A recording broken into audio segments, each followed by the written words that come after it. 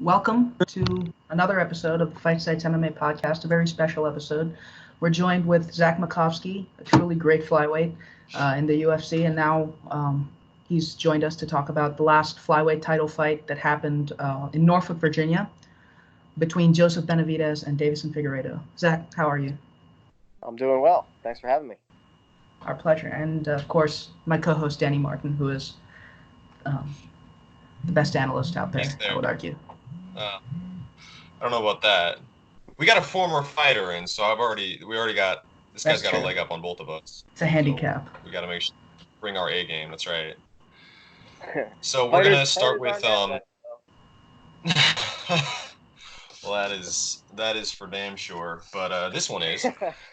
So we're gonna start with Deiveson Figueiredo versus Joe Benavidez. I know Sriram is just hyped to talk about it. He has been, because this is like the one fight he's called right in 6 months, and he's a whole year hasn't let anyone forget it.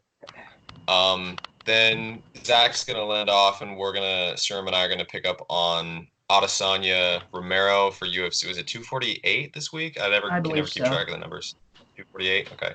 And then Jedrzejczyk versus Zhang for the strawweight title. I don't keep track of the women's divisions as much. But those are the two main title fights that are going on and the ones that we care about. So they should both be good discussions. But while we have Makovsky here, we're going to start with the big one. Zach, you fought Joe B before. What was your incentive kind of going into this one? What were you thinking and feeling? As far as what I expected in that fight? Mm-hmm. Yeah. I expected Figueiredo could give him problems because he generally enters very recklessly and he's very aggressive, and he can get flipped on the way in. But I thought the longer the fight would go, the more it would favor Joe. I would have picked Joe to win, but I didn't think it would be easy. I thought he could have trouble, especially early. Yeah. That seems to be the theme here. Is like that's kind of what everybody looked at from the beginning. Is like Joe's style of striking has always been a really bouncy, blitzing in and out sort of style. And it is kind of amazing that it's actually worked as long as it has in a division like flyweight. Like we've seen guys like Horiguchi and guys like Whitaker where that style it can work for a while, and it's not to say it's a bad style, but there tends to be some kind of a athletic cap on it at a certain point where if your body can't really keep up with the sort of high energy, high output, then it just sort of starts to fall apart. So it is remarkable that Joe is now 38 fights total, 34, something like that, some crazy number. But this was always going to be a risky matchup, especially early, and it just turned out to be a very, very risky one. So, Sriram, what was because you were hyped as hell when this thing ended. What was fill me in. So I agree with the fact that the whole blitzy style has kind of an athletic cap. I think the difference between Benavidez and guys like Whitaker is that they tend to stay in their stance a little bit more. Benavidez, the way that he fights is by definition almost really like shifty, and it relies more on, as we said before, he's more a fighter of like really great ideas than of really great mechanics.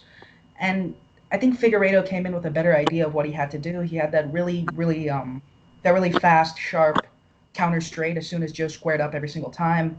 The uppercut, it was the most focused performance I've ever seen from him. I figured that there would be like a pivot point in like the middle of the fight, as Zach mentioned, where, Joe B would start to take over, and Figueiredo just didn't let it get there. So the one thing that I noticed rewatching it was just how, I mean, we talked about it beforehand, but just sort of how wide the physical disparity turned out to be. It was really, it was kind of shocking in some senses, just how easily Figueiredo was able to shove Joe B off, was able to just frame him off. And it looked like Joe just couldn't lock up with him. And even during the scrambles, like Figueiredo kind of was able to hulk Joe B around. Zach, what was your did that surprise you at all when you saw just how easily Joe B was kind of getting shrugged off against Figueiredo? Because it was quite stunning to me, at least. Well, I mean, I don't think he was, for the most part, like actively trying to engage in clinches or much grappling in general. He took a couple shots and was stuffed easily. But I don't know. I don't know exactly what you're referring to. I mean, he definitely had Joe in trouble in the one extended scramble they had on the ground. Yeah. Yeah, I guess that's sort of what I mean. Is when they did clinch and lock up, I think Figueiredo was able to kind of immediately frame his hands on the inside of Joe B's shoulders and just shove him off. Yeah. Sounds like the audio is a little bit fucked up. Are we clear? I'm good. I can hear. You're good? Okay. And it also there was something to the power disparity too, where Joe had to kind of play a really tight in-out game because he either risked getting locked up with a bigger, more physically imposing athlete, or just someone who was going to hit him really, really, really hard. And like Joe B has always been a great athlete, and so it was more just like it's hard to be an athlete in this division that late into your career.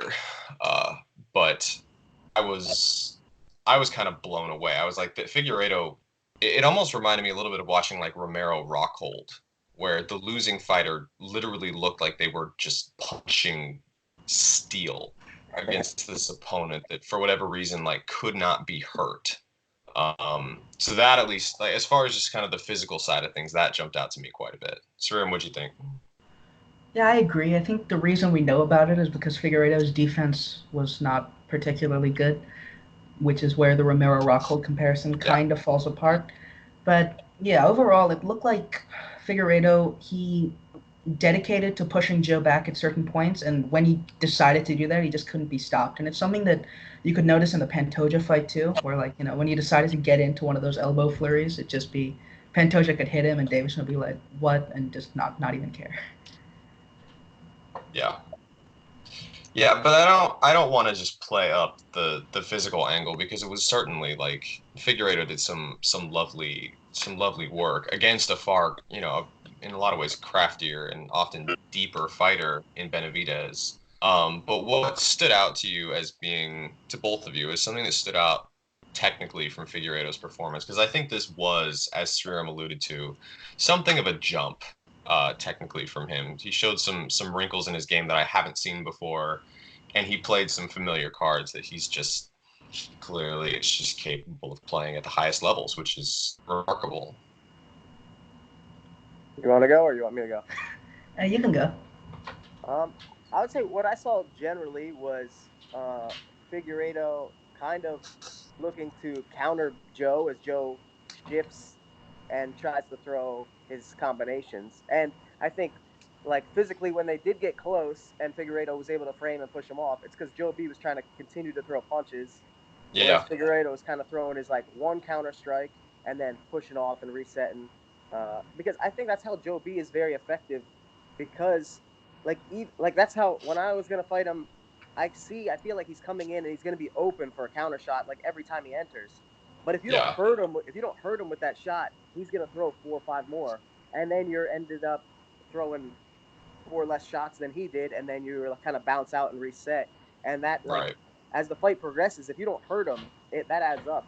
And I felt like that's kind of what happened throughout the fight until that, the headbutt and then that one big right hand. Yeah. That's a really good point. Yeah, I had kind of the same feel in terms of Figueiredo improvements. I liked how he played the body shots this time, because sometimes, it wouldn't be like a particularly consistent part of his game. And that's one thing that we noted about Figueiredo, like in general, it'd be that he does things and he's smart with them, but he's not consistent with anything. Like, when he jabbed, he hit Benavidez like the 2 times he jabbed and didn't build off it. But with the body shots, he had a good idea. He tried to cut Benavidez off when he moved to Figueiredo's right. And that's how the finish came. I'm not sure if the body shot hurt him, but it set up the finish. It looked like it hurt him a little bit. Yeah, it was a big body shot. Love Figueiredo's body punching. I remember two fairly big body shots. They were both when Benavidez was kind of along the cage, circling out. Yeah. If he would have swung for the head, he might have missed, but he went to the body and he landed two very solid. Yeah. I think you brought up a really good point about Benavidez, which is as he's sort of gotten further. I mentioned this in an article that should be coming out fairly soon. Like Benavidez isn't necessarily someone I define as like the deepest defensive fighter necessarily. A lot of what he does isn't like technically standard, but he is very defensively crafty and aware. He has good eyes in exchanges. If he sees a punch coming that's come a couple times, he'll do what he can to avoid it. He is good, as you pointed out, Zach. He's good at kind of layering in more shots and more exchanges as the fight rolls on. He's a very smart defensive fighter, and he's just aware enough in exchanges and disciplined enough in exchanges that he's had a lot of success with it. I think Figueiredo's gambit was actually, I don't want to just sort of, keep the Romero comparisons going too much, but it's kind of what it was.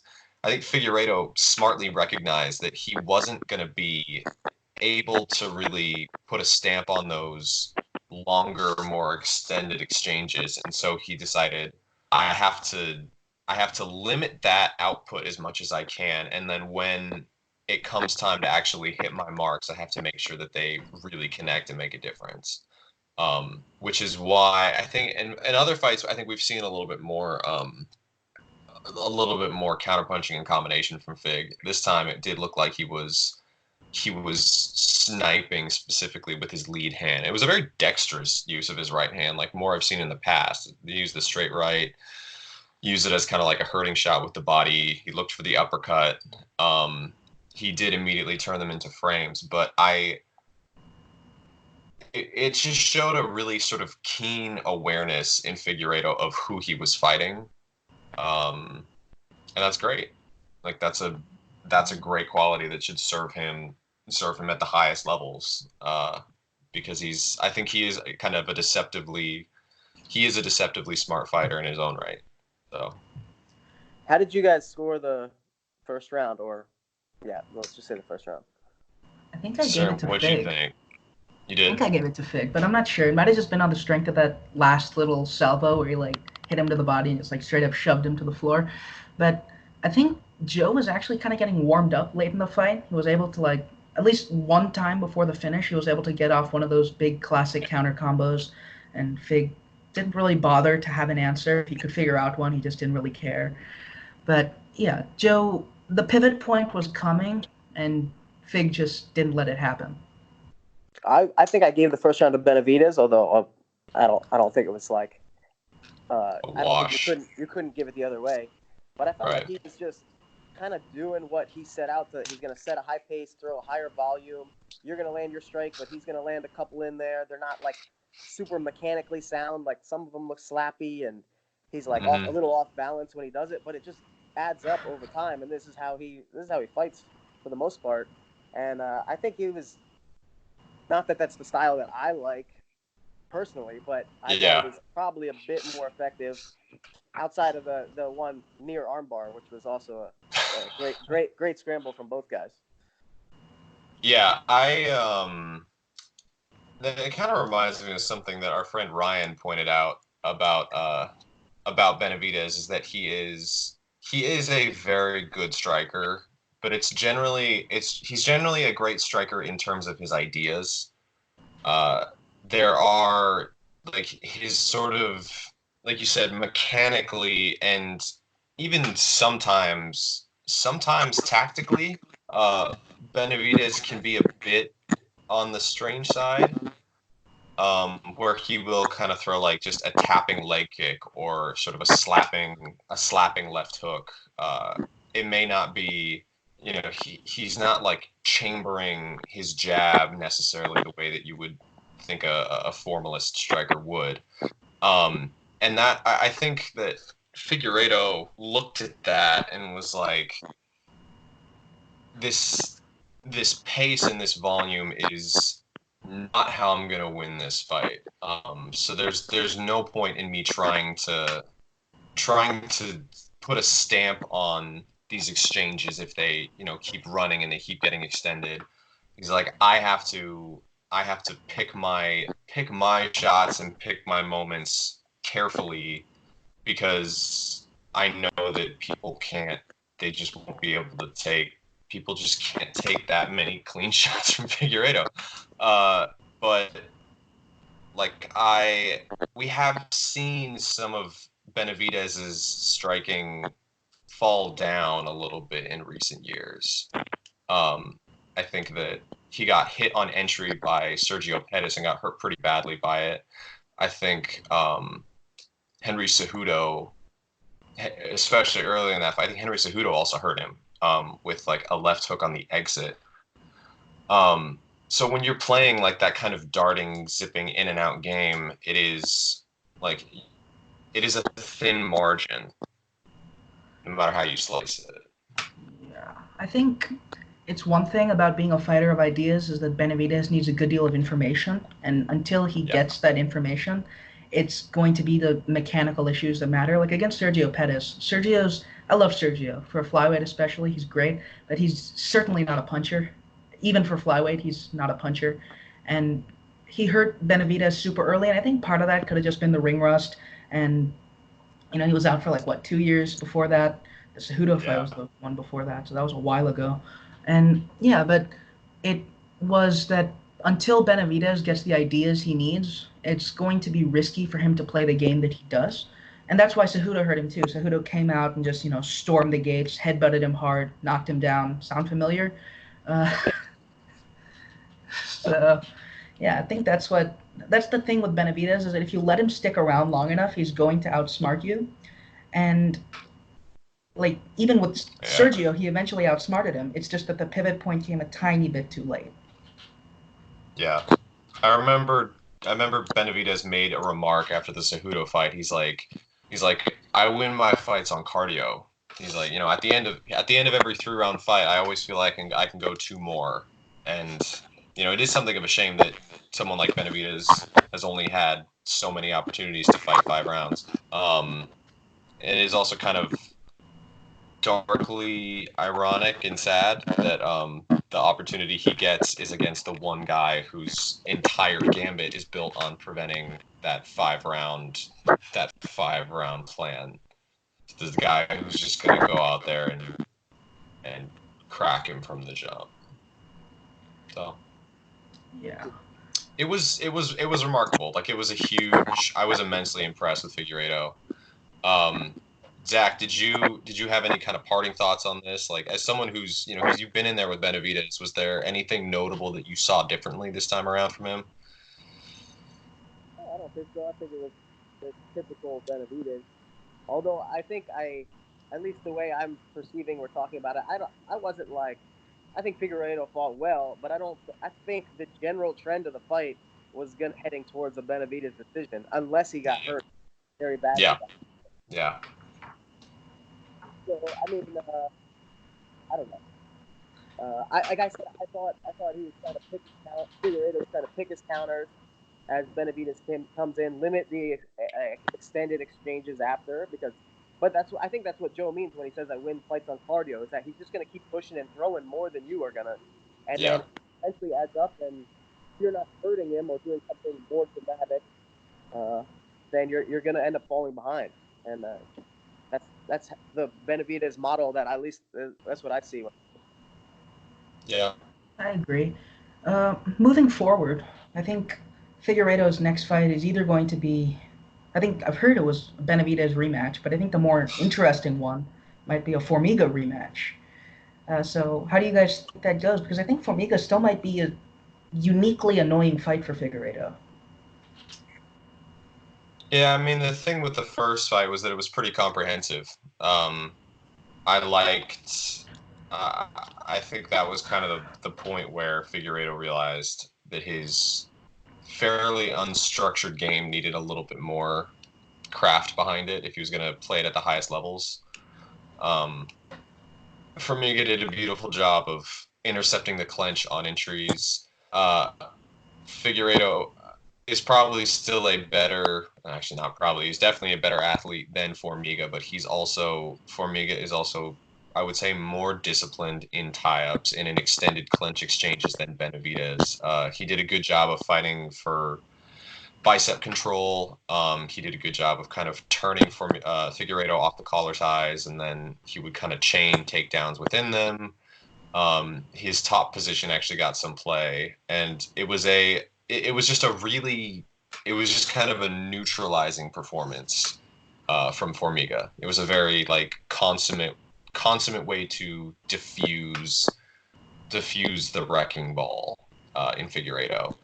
Can he play it again? I mean, maybe. He should be able to. It's a fight. He clearly has the tools to win it. But it's also one where like you sort of have to.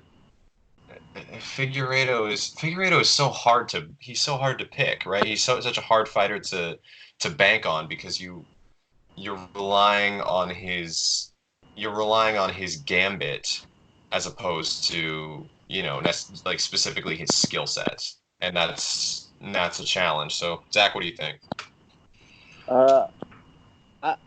I think Formiga generally has a tough style for Figueiredo, and because he's so disciplined about his game, he's not going to get in like big exchanges with Figueiredo unless you get him like emotional or something. Like, yeah, I think he's pretty smart about that. Although, and I fought Formiga too, and he is exceptionally good at like entering the clinch off of your strikes, and he's faster. He was faster than I expected him to be when I fought him. I was pretty surprised by his speed.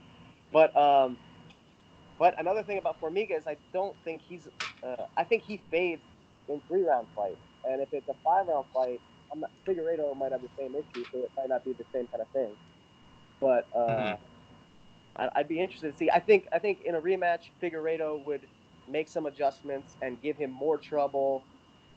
Like just like you said, like Formiga just diffuses what you're gonna do, and I think he would come up with ways to make it more difficult for Formiga. But I think Formiga might still prevail in that if he can play a disciplined game like that and not get caught with a big shot.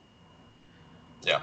Yeah, I agree. I think one thing that differentiates, and I said this before the fight on why Figueiredo might have success against Benavidez that he didn't have against Formiga, which is that Figueiredo, his counterpunching helps when a guy is just like shifting forward at him, as is true of basically any counterpuncher. And that's one thing about Benavidez and the Sergio fight. And Formiga also had the Sergio fight where he was able to just, entry feint out all of Sergio's counters and get in on takedowns. I think Formiga being a bit more of like a pivot type Nogueira fighter rather than a Benavidez weird volume shifty fighter is going to generally be better for Figueiredo, or for dealing with Figueiredo rather. But yeah, I think it's weird because I really do feel like Figueiredo's turned a tactical corner even if he hasn't turned like a skill one. So it was a close fight even the first time, considering like the offense. Like defensively, Formiga did a much better job, but offensively there really wasn't a huge gap. I don't really know how to feel about it. Yeah, didn't Figueiredo like cut Formiga pretty badly on his back with an elbow? He did a Ferguson. Yeah, I mean he is. That's the problem with picking Figueiredo fights is that he is like all offense in all phases, and he sometimes is just sort of willing to accept the fight that's given to him, but he's just supercharged with athleticism and power and freakish kind of durability that he can make that approach work. I think the big question mark for me, the one that I want to see is I would love to see Figueiredo how does he handle someone like Henry Cejudo, who is probably the only athlete at 125 who I think is above Figueiredo at this point. And he's not at 125 anymore. I know. I'm aware of that. But like if we got that fight, for instance, if because what I don't know what's happening with the weight miss and like who holds the belt or anything, but like if for whatever reason the UFC forced Cejudo's hand and they made him fight Figueiredo, what do you guys think about that? Didn't he tweet that he was going to do it? I don't know if he's just trolling. Yeah, he did. He tweets a lot. That would be my preferred fight for Figueiredo if I could match make any. I agree. I would rather not see the Formiga or Benavidez rematch immediately. I would rather Figueiredo Cejudo fight, but I don't know if it'll happen. I would guess probably unlikely. Yeah, unfortunately. Yeah, I think. But it would be good though. Like, because you'd have to, like, Figueiredo would have to kind of find a way around someone who wouldn't just go away in exchanges, and someone that he's fairly unlikely to just get out of there with a single perfect punch. Cejudo also has the wrestling in his back pocket, if not to just purely kind of out wrestle Figueiredo to a win, but he could at least disrupt Figueiredo's timing and rhythm, kind of the same way Formiga did, with just maybe a little bit less finesse, but a lot more horsepower. Yeah, it's a good way to put it. Yeah. I think an X factor might be that Cejudo's stoppage loss to DJ was to the body, and Marlon Moraes kind of made it look like. Yeah, Marlon Moraes made it look like Cejudo was totally immune to attrition work, but that was leg work and head work. And Figueiredo, he at least looked a bit more disciplined against Joseph Benavidez in terms of when to hit the body, how to hit the body, and how hard to hit the body, which was very, very hard. So that could be interesting against Cejudo, but overall, I think Cejudo is just going to outlast him. He's the kind of athlete to like take all the shots and just wait for Figueiredo to get into Uber Romero mode without the bursts. Yeah, I agree. I think he'll probably run away with it, especially late. Yeah, I think I'm with that. But it would be a hell of a fight. And like, there's no way, as with both of these guys' fights, they both kind of tend to have to take a little bit of a beating before they figure out exactly how they're going to go about their attack pattern. So there's no way it wouldn't be exciting. So I hope that happens. Congrats to Figueiredo. I mean, I'm kind of gutted for Benavidez, but that was a pretty nasty knockout. I can't lie. I think if you guys are, I'm good on this. Do we want to move on? I got one question for you guys about the knockout. Absolutely. Do you think Benavidez didn't see it coming, or do you think Figueiredo disguised it? I rewatched it today too, and I noticed like as he was like, Benavidez kind of circled away after the second headbutt, really. Although I blame Benavidez for the headbutts, not Figueiredo. But because Figueiredo had like a little like kind of like sway back and forth, and I felt like that kind of disguised when his right hand was coming forward, or maybe Benavidez was just out of it, but it caught him.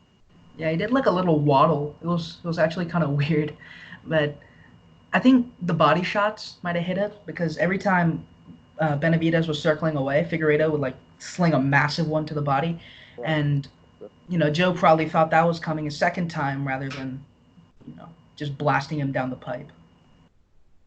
Yeah, maybe my unpopular opinion is that there is actually a good chance that the fight might have been stopped with the cut that was on Joe's head anyway, because as soon as they collided heads, like Figueiredo was completely unfazed and Joe's head just splits open, and it was a bad one, and so he was already, I think he was a little bit distracted by that. You could see him kind of pawing at it. And it wasn't just it wasn't like a slow, like it just burst. And that may have, you never know how that kind of impedes your vision a little bit. He was definitely physically, like I said, he was a little distracted by it.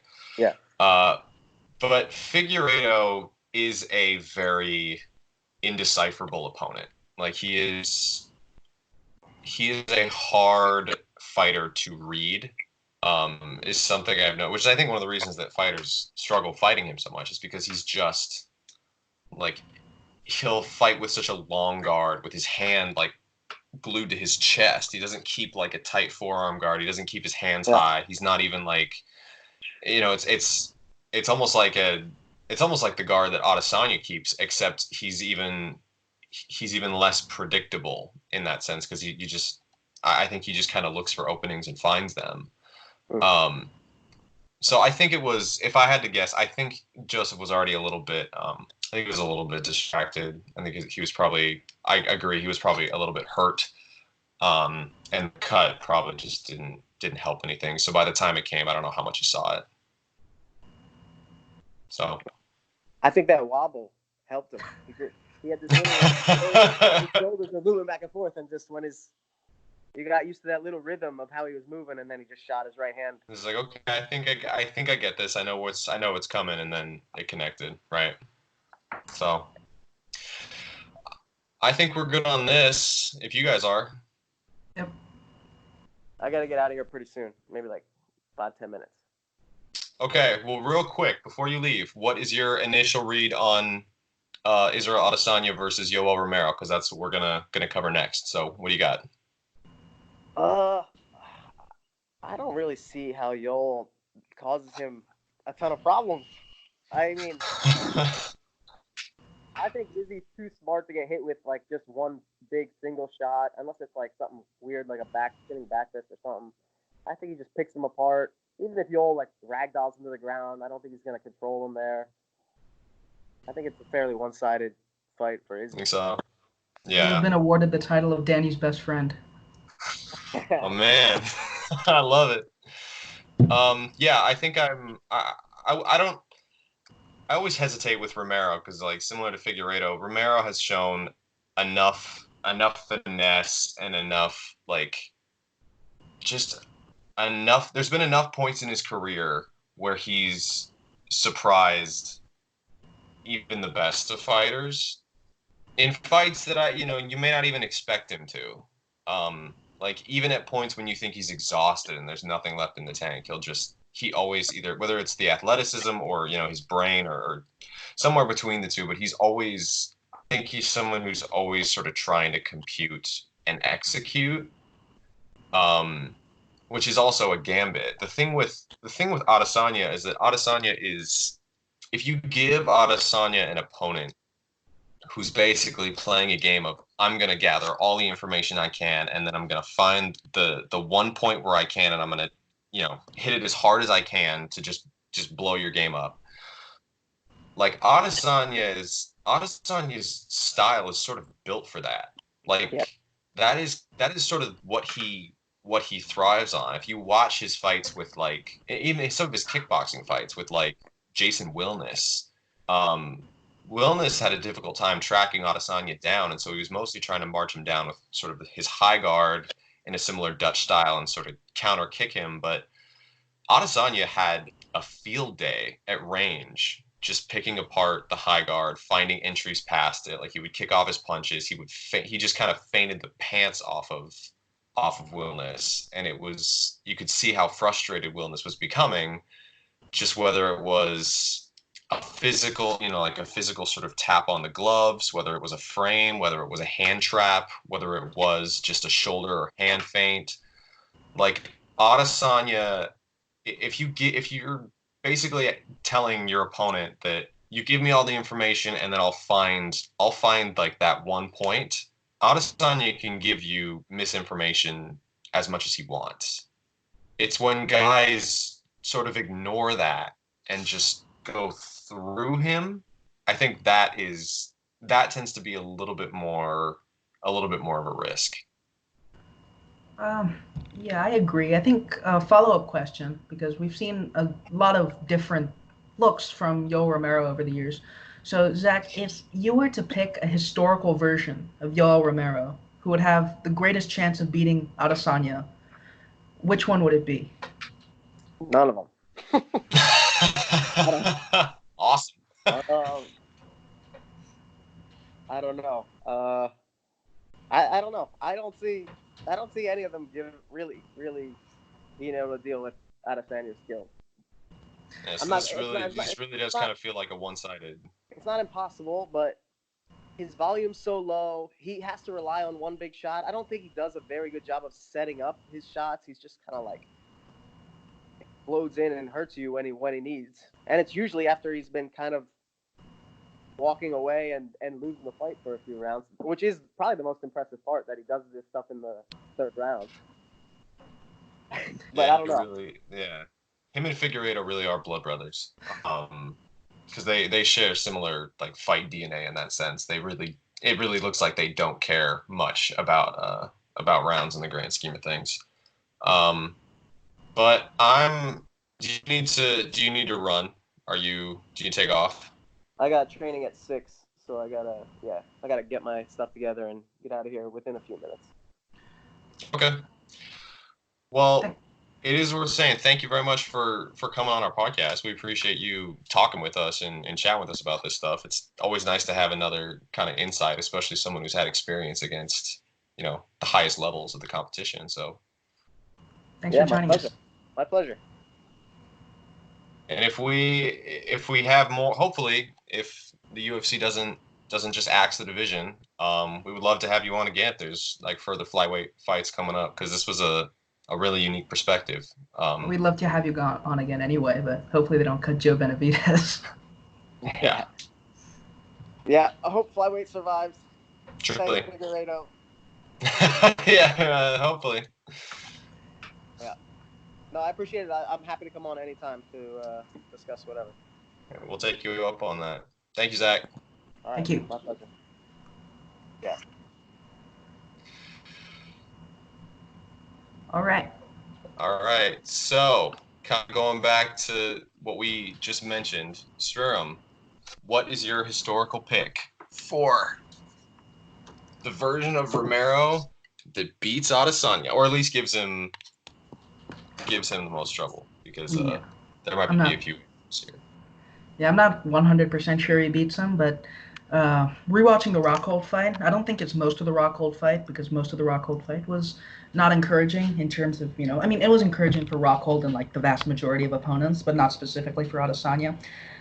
I think the final minute of the Rockhold fight was legitimately super, super impressive from Yoel Romero.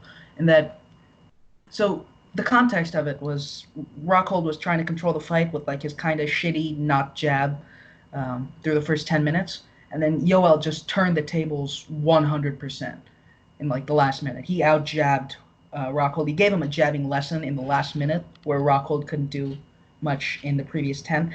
And I think that's interesting because if you look back at the Gastelum fight, and I know there's not a whole lot to take from it, but I think Romero being a very dedicated pressure fighter in that last minute, jabbing a lot because Gastelum had a little bit of success with that, playing with rhythm on the way in, pushing Adesanya back to the fence. I think a lot of that could have a good deal of success because Adesanya, the little bit of vulnerability we've seen, it hasn't been against, guys who take him on in the open. It's been against guys who try to push him back and take advantage of his positioning against the fence. Yeah, I think that could be instructive. I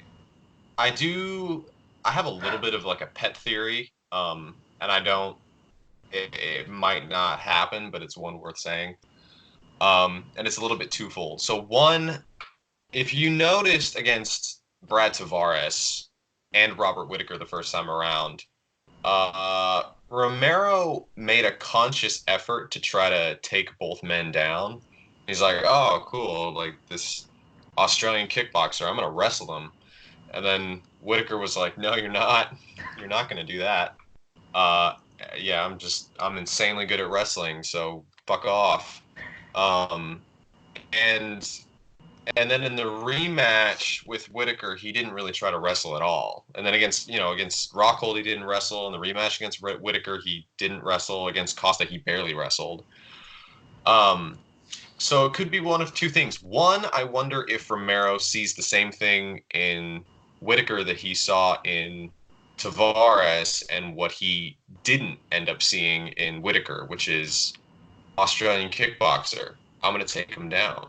So if we see the return of like UFC 213 kind of wrestle Romero, don't be shocked. But also, I do wonder if Romero took a different lesson from that first loss to Whittaker. I wonder if he felt that like, okay, I exhausted myself trying to take down Whittaker. He's really good at defending takedowns. He's really good at building his base. I can't keep him down. This is like, it's kind of losing its benefits by this point to try to wrestle him. So I exhausted myself in the process. So I'm not going to wrestle. And then he hasn't really been a concerted wrestler in a while. So if he does attempt to wrestle Adesanya, I'm gonna guess it's probably because he sees the same thing in Adesanya that he saw in Tavares and Whitaker. If he doesn't wrestle Adesanya, I think it's probably because he learned the lesson that, whether rightly or wrongly, that he exhausted himself trying to enforce his wrestling. So therefore, it's just not really a viable strategy. Uh, yeah, I sort of agree. I think looking at his opponents since Whitaker won, it's it's been Rockhold, Whitaker, and Costa. And Rockhold is just super dangerous to wrestle. That's pretty much the only way Romero is going to beat him, or the only way Romero is going to lose in retrospect, because Rockhold is like the best If counter Rockhold wrestler. just sprawled on Yeah, something, yeah, he just scramble out and beat his head in, so that's out. Or I mean, there was at least the risk. Romero could just athlete out, but why take the risk? yeah, Whitaker, he saw that it was a waste of energy with Whitaker specifically, at least. And Paulo Costa, I think he shot that first time when he got dropped with the left hook and he came back and like did the point and then came back with the right hand and shot again.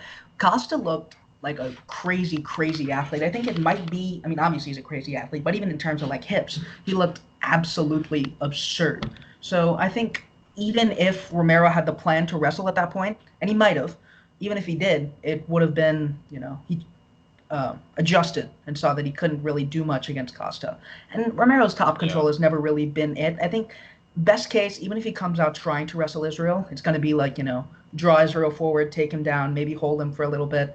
But it's never going to be like, take him down, Machida him over a good deal of time. It's going to be take him down, try to Machida him, and then let him back up because I don't want to waste energy on scrambling.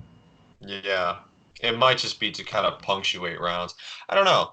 Um, we've been talking a lot about Romero. I do want to spend some time on Adesanya, because it's worth talking about. The question mark of how Romero approaches this fight is, it's always an open one, and chances are the conversation that you and I have next Monday might be a fair bit different than the one we're having right now, because it's just Romero might just do something we don't expect. Um, but it is worth spending some time on Adesanya because I think he should be able to emulate some of the things that Whitaker did successfully. Some things I think he will be more successful with. Some things he'll probably be less successful with. But overall, I imagine the similarities between the two will probably surface. So the thing that Adesanya has is that he is a tremendous kicker on the outside. He may not be the most powerful kicker, like by any means. He's rarely a kind of single kill shot kind of fighter. He's not Rockhold. But no, he doesn't have like Rockhold's weight behind his body kicks. But he's just a tremendously dexterous kicker, and he's really smart with his kicking. Um, in the sense that I captured that clip against Gastelum where he threw a low oblique kick and got Gastelum kind of thinking about raising his lead leg to check the oblique kick, and then he went high into a round kick with it all. This is all the same leg, by the way. It's all he's standing orthodox. It's all his rear right leg. And then he went high with the round kick, and Gastelum still kind of had his weight light on his lead foot, and then blocked the incoming high kick. And then he threw a third kick up the middle, straight to Gastelum's chin, where Gastelum's arms were out to the side, trying to block the incoming kick, and his lead leg was light as opposed to intercept the incoming oblique kick. And so he basically got Gastelum thinking about three things at once in this sort of short little exchange. He's also, as I pointed out in his kickboxing career, he is very good at building kicks into his combinations.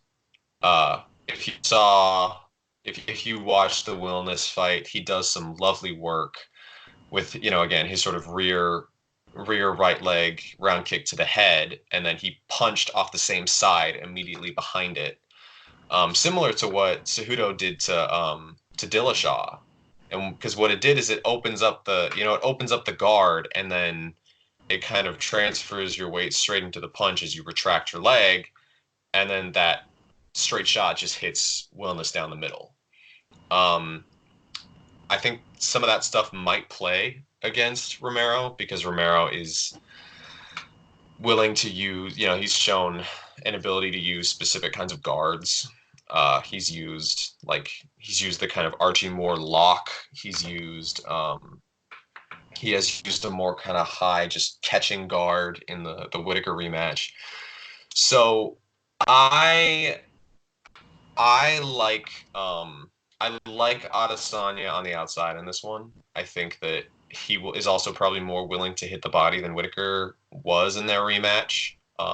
He did some lovely work to Whittaker's body as well, and the feinting is what the feinting seems to be the big problem for Romero here because Adesanya is genuinely masterful at that. It is very hard for any of his opponents to tell what's coming behind it because they're so frequent and they're so varied. Whether it's the hand feint, the shoulder feint, or the hip feint, it's trying to pick out what is actually going to be the strike behind it is immensely challenging. Yeah, I agree. I think you mentioned the body work, and looking through Romero's fights in the past, he's very often been just defending the head, and that's doubled down with his more recent form after Whittaker won. He didn't really have any idea how to defend the straight kicks to the body in Whittaker 1, and he didn't do a great job of it in Whittaker 2 either. Costa, he just stormed forward and, punched his body 7,000 times.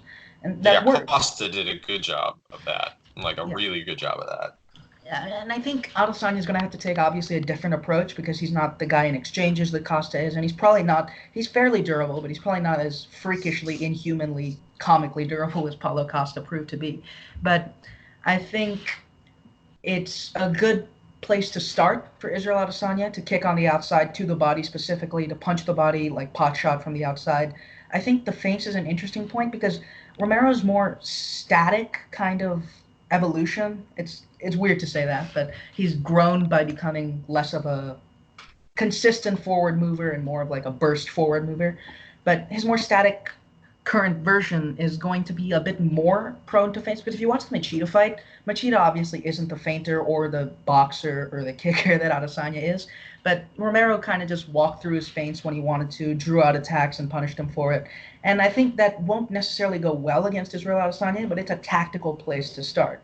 Where I don't know if Romero's going to do the same thing here. If there's a bright spot for Romero, in my opinion, it's that Adesanya's performances against Southpaws have been slightly less inspiring, and he might be able to, take away the initiative from Adesanya with his own hand fighting. But overall, I just don't really trust Romero as much as I want him to win. I don't really trust him from a volume standpoint. I tend to defer to something that Ryan pointed out about Romero, something he pointed out a while back. His philosophy on Romero's fight IQ is that, generally just trust Romero to fight the right fight until he doesn't. And I don't think he fought the right fight against Costa at all. I don't like the sort of outside pecking, I did like some of the work he did on the counter, but his feet were a mess. He was all over the place. He basically conceded range to Costa and didn't, he pushed him back with these sort of big lumbering blitzes as opposed to pushing Costa back with his feet under him and working his way into range.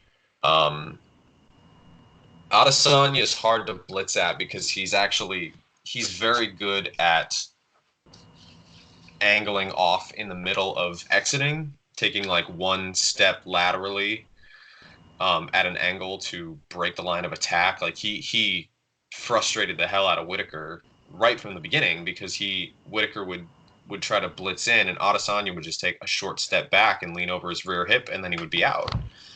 And it meant that Whittaker was already committed to moving. He was already taking the step, the instep, and he needed to either bring his feet together, which kind of would break his momentum and his positioning, or he was just going to keep going straight, and Adesanya would either be out or have him completely out positioned. I think that if Romero should be looking to kick Adesanya's legs, he should be looking to, I do think that a takedown here and there is going to be helpful, because I think the physical disparity is going to be quite wide on the inside. But I kind of don't really trust Romero anymore, at least not at the highest levels, and I'm not sure I trust him as a finisher at the highest levels anymore. He couldn't, he couldn't get Whitaker out of there, and then he couldn't get Costa out of there either. And I think there have just been enough like physical cracks that I don't really like this fight for him right now. I think that there was a point in which Romero would have been the nightmare fight for Adesanya, but I think Adesanya has improved enough, and I think Romero is sliding enough that this is probably not that point. So I'm gonna pick Adesanya to feint Romero out and needle in strikes when he can, and then if he actually gets going in the later rounds, I think he actually has a good chance of putting Romero away, because Adesanya is even better as a building fighter than Robert Whitaker. So yeah, I agree with a good deal of that. I think one thing to remember about Romero fighting the right fight is that it's pretty much always come later in the fight. And even against Costa, because I think it looked different against Costa, because Costa was willing to, rather than, guys like Machida and Whitaker and Rockhold kind of feinting around the outside and playing an outside game, which allowed the fight to be slow. Costa came at him, and that kind of forced Romero into a point where he didn't really know what he was doing at that point, but he never does. And he figured it out in round 3, as he always does. He started jabbing a lot more. As you mentioned in your article about Romero Costa, it was great. He started jabbing a lot more from both stances. He started just, working around Costa's high guard. It wasn't an encouraging performance from a technical standpoint. It wasn't even a particularly encouraging performance from a tactical standpoint. But I think Romero kind of did his thing in that fight, just in a weird way because of a weird, different opponent. So I'm not sure Romero is tactically decayed, but what I will say is that Romero, he's at the point, he's going to hit 43, like really, really soon. It's insane. He's pretty much just, taken the primes of everyone he's beaten. He's cut their primes in half and taken half of it and thrown the rest away. But it's hard to trust him just because of that fact. He's also hitting 10 years into his career. So you can go, he's old, but that's fine. He hasn't been fighting for that long when you go to Rockhold and Whitaker 1. He's nascent. And then you have now where he's a finished product. He's going to hit the decline even if he was a normal age to fight. And even if he didn't have long combat sports career before, and wrestling is very, very hard on your body. So I think there's enough technically to favor Adesanya. I think there's enough to say that Romero is going to annoy him in certain ways, but I also just don't trust Romero to do those things before he, goes down against someone who's younger and built to take him apart in terms of volume. So yeah, Adesanya, round 4 KO. The saddest of picks, but the one I'm going to have to make. I gotta say, I do wish this was still Costa, because I think Costa's a more interesting challenge at this point. Agree. I'd still a fight that I'd favor Adesanya, but not nearly as heavily, and one that I think that it's probably just a more interesting matchup at this point. I feel like this is probably sacrilegious to say, but I feel like I've kind of seen all I want to see from Romero. And there's a lot that I still want to see from Adesanya. And Costa's at the top of that list. So hopefully we get that matchup next. And then finally, the last one that we should talk about is Jedrzejczyk versus Weili Zhang. Weili Zhang is the champion after knocking out Andrade in under a minute, I think. Yeah. And JJ is back at strawweight, going back for the title. What do you think? Because I don't really know. Yeah, I'm in the same place. I think Weili Zhang, she's shown, even when she was coming up, she was talented for women's MMA. We knew that. She could do things functionally.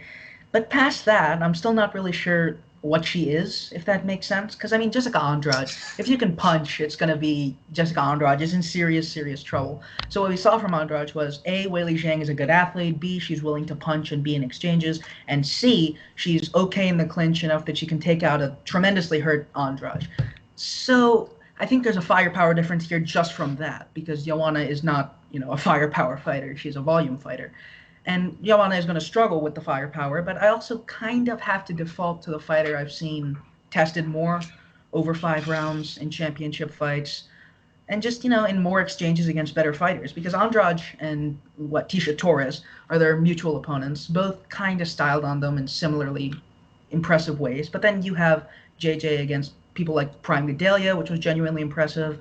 You have a bunch of other top contenders. You even have the Rose rematch, which was there was an argument for JJ winning, and even if there wasn't, it was a performance that showed heart and the ability to kind of get things done against a demonstrably tough opponent.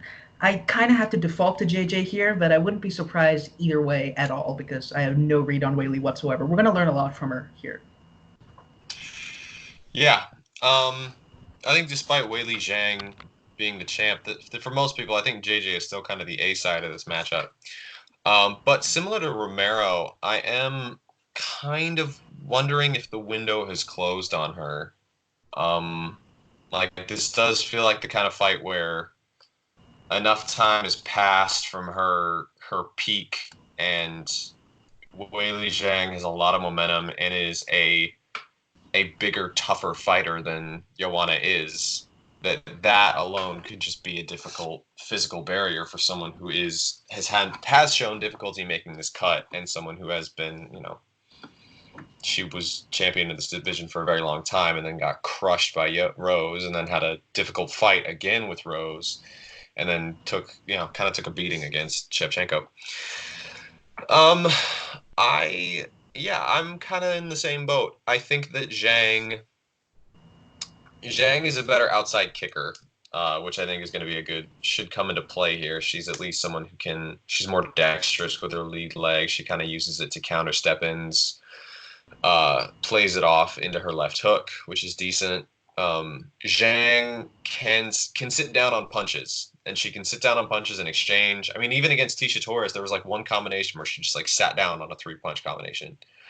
And I was like, that is just kind of a rare skill in women's MMA. You don't see it that often. JJ, I still think JJ is something of a rope puncher. She tends to do her best work when girls are plotting after her, slowly kind of following her, and she can draw them onto jabs. Peppering combinations, counter kicks. But I still don't think JJ actually likes exchanges that much, particularly when she was against Rose. I think it was really the clinch that kind of bailed JJ out in that fight. Whereas for Rose, like Rose's entries were a lot better and they were a lot more efficient, and you could tell that JJ just didn't like being in exchanges with her.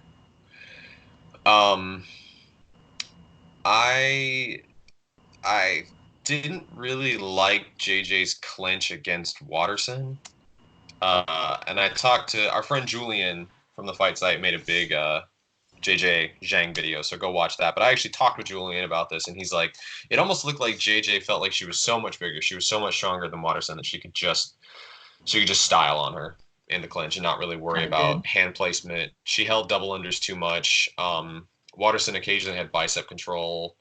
JJ had a tough time kind of working around the crossface from point to point. I mean, Watterson has nowhere near the depth of skill that JJ does, and that was a fight that she was always going to lose. But it was still a bit weird, and it was one that I think kind of made me rethink, and I hate to say this because I can't stand her, but it kind of made me rethink a matchup with Tatiana Suarez a bit. If JJ's clinch is eroding a bit, or if she's getting a little bit careless on the inside, even though, like, nominally that is a fight that she should be winning. Zhang does kind of just athlete her way out of bad positions. That might work here. I mean, I don't know. It's yet to be seen. JJ is she's not a good athlete, but she's wiry and she's at least fairly strong and scrappy on the inside. But I don't know. I'm listing a bunch of stuff, but honestly, I don't really have much of a confident read on how this fight goes. What do you think? Yeah, I think JJ, as you mentioned, she's kind of more all the way out or all the way in than she thinks she is, if that makes sense. Like, she's always had a massive advantage in the clinch against everyone she's faced, which she might not against Zhang, but historically she's had that edge. And Except Shevchenko, yeah, who's like, just a lot bigger and stronger, though. I actually totally forgot about the Shevchenko fight, but I know. I always forget Shevchenko's exists, so it's cool. Yeah. I mean, even there, JJ was kind of, if I remember correctly, she was kind of getting like the static work in the clinch done, but she was either getting like cracked hard on the break or just thrown around inside. So yeah. So it was like, JJ, she's either at an advantage in the clinch or she's at an advantage just volume kicking on the outside, but on the inside, she's kind of just, flurrying away on people's guards. She doesn't have much of intentional pocket boxing technique outside of the jab, which she can run people like Andrade into. But again, on the other side, I'm not sure how much of the technical details are going to matter when I've never seen Zhang over 5 rounds. I've never seen her do a ton of things that would matter in a championship fight when her opponents have been a sub-minute win over Jessica Andrade and a 3-round win over Tisha Torres, who's sliding pretty rapidly. So I feel like it's one where JJ might struggle a bit and take over, or it's one where Zhang just, absolutely obliterates her. I have no read. I'm kind of bullshitting here, and it's obvious, and I'm not going to keep going. I do have one thing that I want to say about JJ, because we tend to get we get some people who still think she's just the most technically perfect striker ever. She's not. And one of the things that is important to know about her is that her low kicks are better initiating strikes than her jab is. Like, this is what I mean when I say she is a very rote puncher. Like, she doesn't use a jab the same way that like a great jabber uses a jab. She doesn't use the jab the same way that someone like Edward Vartanian uses his jab, or Max Holloway uses his jab, or Jose Aldo uses his jab. It's always kind of just baked into her arsenal, whereas her low kicks are actually better at countering step-ins. She's more comfortable layering off them. She's more comfortable sort of kicking with the same side more than once. If she wants to go low, then go high. Her low kicks are better initiating strikes than her jab is. And if Zhang can actually interrupt that, if she can intercept JJ's low kicks from really, being what initiates, then I think she's got a decent chance at getting some work done in the pocket.